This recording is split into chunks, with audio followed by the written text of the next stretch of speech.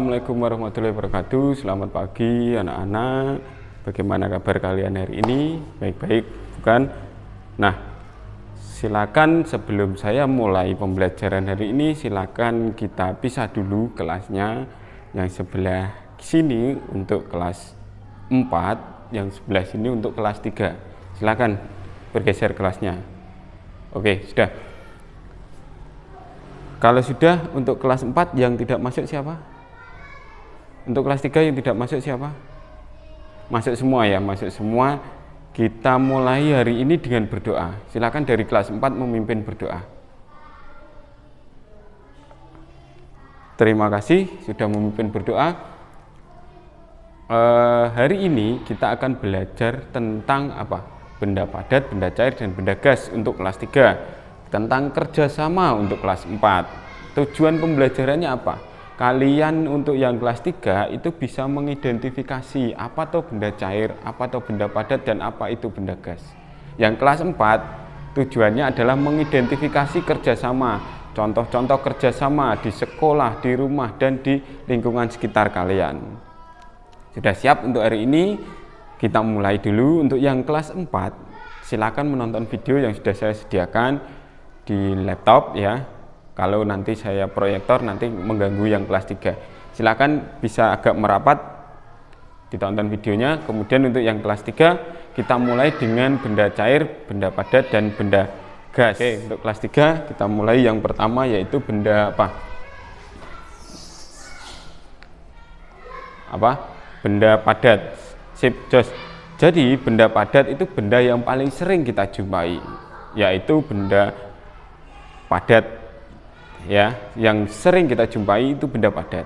Benda padat itu memiliki kekerasan, memiliki bentuk dan ukuran yang tidak dapat diubah tanpa ada indikasi atau tanpa ada yang perubahan dari manusia.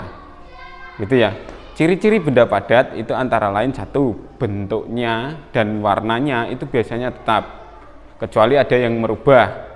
Kalau dibiarkan saja ya tetap seperti itu dari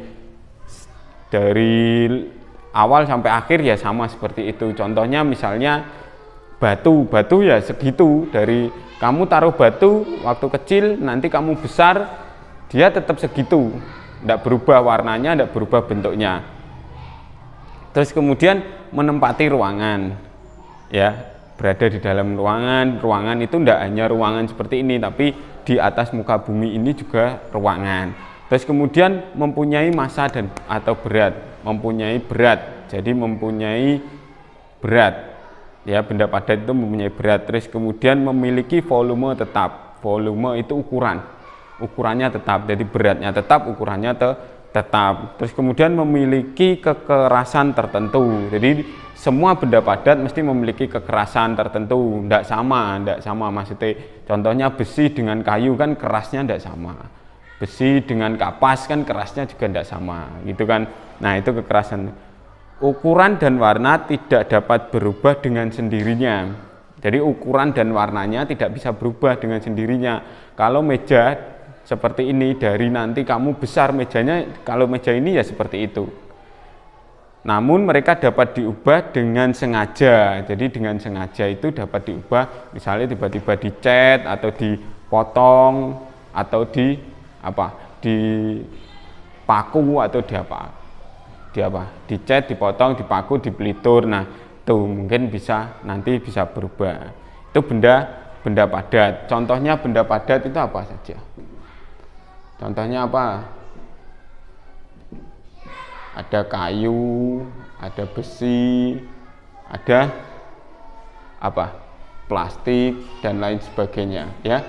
Ada kayu, besi, plastik. Nah, benda yang kedua selain benda padat ada lagi benda yang familiar yang sering kalian temui juga, benda cair. Benda cair ini adalah mempunyai kemampuan yang dapat berubah-ubah sesuai dengan tempatnya. Benda cair, jadi dia bisa berubah-ubah sesuai dengan tempatnya. Kalau tempatnya gelas, dia bentuknya akan seperti gelas. Kalau tempatnya adalah baskom, dia akan seperti baskom. Kalau tempatnya itu gentong ya dia akan seperti gentong seperti itu. Terus kemudian mempunyai massa atau berat juga. Jadi contohnya gini, kamu tahu botol aqua ya, botol aqua itu kalau kosong kan ringan, enteng, tapi ketika diisi air dia akan menjadi lebih berat dari yang kosong tadi. Itu terus mempunyai permukaannya selalu mempunyai permukaan yang selalu datar. Permukaannya selalu datar dan tenang.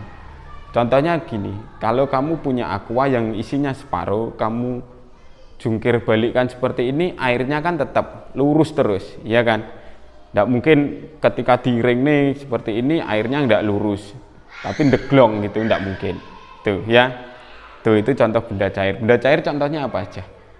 Ada air, susu, jus, terus kemudian apalagi bensin, nah gitu, solar dan lain sebagainya. Itu contoh-contoh benda cair. Terus yang ketiga yaitu benda apa? Benda gas. Ini benda yang paling apa ya, istilahnya paling tidak terkenal. Karena kenapa tidak terkenal? Karena benda ini tidak terlihat. Ada tapi tidak terlihat. Contohnya udara. Udara itu kan ada tapi tidak terlihat. Ciri-cirinya apa? Ciri-cirinya itu yang pertama mempunyai berat. Sama, dia akan mempunyai berat. Kamu tahu plastik yang kosong, yang kempes, itu ketika ditimbang dengan plastik yang ada isinya udara, dia akan lebih berat plastik yang ada isinya udara. Itu pasti. Contohnya seperti itu. Terus kemudian dia akan menekan ke segala arah. Dia akan menekan ke segala arah. Contohnya kalau kamu punya balon, itu balonnya kan kalau kamu tusuk satu, ces gitu, dia akan bocor kan lah. Itu kan tekanannya akan keluar semuanya. Gitu. Terus berubah bentuknya. Bentuknya bisa berubah menyesuaikan dengan tempatnya juga, sama seperti benda cair. Apalagi volumenya berubah-ubah karena bisa memuai. Jadi volumenya itu bisa berubah-ubah. Contohnya apa? Contohnya adalah udara, terus gas LPG itu. LPG itu cair ya, liquid kan. Terus apa ya, udara sama nitrogen, biasanya seperti itu. Itu contoh-contoh benda di tipe-tipe atau macam-macam benda. Contohnya seperti itu. Ada 3, padat, cair, dan gas. Nah, sampai sini ada pertanyaan? Kalau tidak ada, silakan kalian kelas 3 mengidentifikasi benda yang ada di sekitar sekolahan. Silakan bisa nanti keluar dilihat dari dalam sini aja, nanti diskusi dengan teman sebangkunya, kemudian nanti menulis benda-benda yang ada di sekitar sekolahan ini, di kelas ini saja ya. Nanti akan dipresentasikan atau maju ke depan satu-satu membacakan hasilnya. Itu ya. Silakan dikerjakan dulu. Untuk kelas 4 sudah melihat videonya. Videonya tentang apa? Tentang kerjasama. Oke, good. Bagus. Nah, kerjasama. Apa tuh kerjasama itu? Ada yang tahu? Kerjasama itu adalah kegiatan yang dilakukan bersama-sama untuk mencapai tujuan yang sama. Jadi kegiatannya itu dilakukan secara bersama-sama. Bersama-sama itu berarti lebih dari satu. Lebih dari satu, 2 itu juga termasuk kerjasama karena dia lebih dari satu. Untuk mencapai tujuan yang sama, tujuannya sama antara satu orang dengan orang yang lain yang di dalam kerjasama itu tujuannya sama. Contohnya sepak bola. Sepak bola kan ada 11 pemain. Tujuannya kan sama, memenangkan pertandingan. Kegiatannya apa? Ya kerjasama, kita oper-operan bola sampai nanti striker yang menyerang, back yang bertahan, kemudian kiper yang menjaga gawang, seperti itu ya. Terus jika kerjasama sudah terwujud, maka pekerjaan akan menjadi lebih ringan. Kamu nggak mungkin mungkin misalnya contohnya kamu mau masang genteng gitu ya, mau masang genteng rumah, kamu kerjakan sendiri bisa berapa minggu, bisa 3 minggu, bisa bahkan 1 bulan lebih kan, butuh kamu naik ke atas, bawa gentengnya, menata satu-satu dan lain sebagainya. Tapi kalau dilakukan secara kerjasama, pekerjaannya akan lebih ringan, lebih cepat gitu. Terus manfaatnya apa kerjasama? Manfaat kerjasama apa? Yang pertama, membuat pekerjaan yang berat menjadi ringan. Tadi sudah saya contohkan. Itu misalnya bersih-bersih. Kalau kamu kerjakan sendiri ya makan waktu lama. Tapi kalau membersihkan kelas ini dikerjakan bareng-bareng ya akan menjadi lebih ringan. Terus kemudian menumbuhkan rasa kebersamaan dan mempererat tali persaudaraan. Terus kemudian menumbuhkan rasa sosial. Rasa sosial itu rasa saling membantu. Contoh-contoh kerjasama sekarang masuk. Contoh-contoh kerjasama. Contoh kerjasama itu apa saja? Contoh kerjasama di lingkungan sekolah, di lingkungan keluarga dulu wes. Di lingkungan keluarga ya membersihkan rumah, itu contoh kerjasama. Yang satu mencuci piring, yang satu menyapu lantai, yang satu membersihkan taman, kemudian membersihkan tempat tidur dan lain sebagainya. Terus contoh di lingkungan bermain apa contohnya? Kalau di lingkungan bermain contohnya ya kita sama-sama bermain dengan kerjasama. Contohnya tadi bermain sepak bola gitu kan, mewujudkan kerukunan, mewujudkan toleransi, semuanya sama di sepak bola itu ya. Terus kemudian di lingkungan sekolah apa?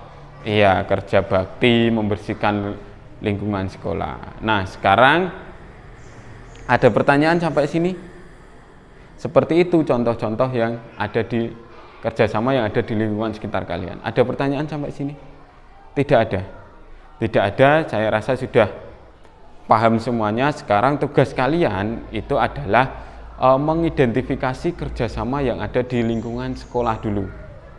Diidentifikasi apa yang pernah kamu lakukan, istilahnya seperti itu di lingkungan sekolah yang berkaitan dengan kerjasama. Apa? Memberi contekan, bukan, itu kerjasama negatif. Yang positif, kerjasama yang positif, yang kerjasama yang baik itu tadi memberi contekan itu kerjasama buruk.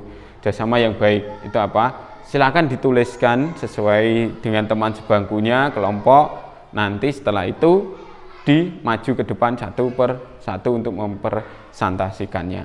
Terima kasih. Sudah kelas 3 sudah presentasi, kelas 4 juga sudah presentasi, sudah memaparkan hasil identifikasi masing-masing tadi. Yang kelas 3 benda padat, benda cair dan benda gas, yang kelas 4 kerjasama tadi. Nah, sekarang kesimpulannya apa pelajaran hari ini? Kesimpulannya adalah benda padat, benda cair, dan benda gas itu adalah benda-benda yang berbeda yang ada di sekitar tempat tinggal kalian. Kalau untuk kelas 4 kerjasama itu adalah apa? Kegiatan bersama-sama untuk mencapai tujuan yang sama. Itu adalah kerjasama. Sampai sini ada pertanyaan terkait benda padat, benda cair, dan benda gas ataupun terkait dengan kerjasama? Ada pertanyaan? Kalau tidak ada pertanyaan, terima kasih sudah belajar sampai hari ini, sudah melaksanakan tugas, sudah mengisi tugas-tugasnya. Kemudian nanti untuk minggu depan kita akan mempelajari tentang benda-benda di sekitar kita. Terus untuk yang kelas 4 nanti akan mempelajari tentang kerjasama di pemerintahan. Gitu ya, terima kasih atas perhatiannya. Sebelum kita menutup pembelajaran hari ini, silakan salah satu dari kelas 4 memimpin berdoa. Terima kasih sudah berdoa. Saya akhiri pembelajaran hari ini, kurang lebihnya saya mohon maaf yang sebesar-besarnya. Assalamualaikum warahmatullahi wabarakatuh. Selamat siang, silakan.